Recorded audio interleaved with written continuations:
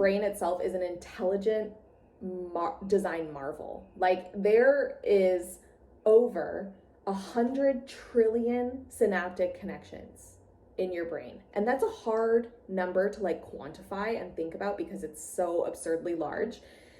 But to put things in perspective, the Milky Way galaxy, which you've probably seen pictures of, has 100 to 400 billion with a B stars in it. So think about the size of the Milky Way galaxy and think about how many stars there are in the Milky Way galaxy when you look at a picture of it or you see it in the sky. And then think about the fact that there's 100 trillion synaptic connections in your brain, and there's 100 to 400 billion stars just in our Milky Way galaxy.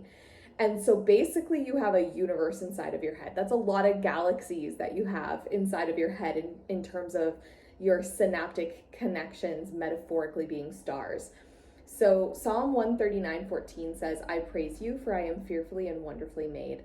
So we are made and designed to worship. And if we don't worship God, we will worship something. We will worship ourselves, we will worship money, we will worship our body and like looking fit, or we'll worship social media, or we'll worship our relationship, or we'll find something. There's always something that becomes the priority in our life that we put on a pedestal, that becomes something that makes life feel worth living.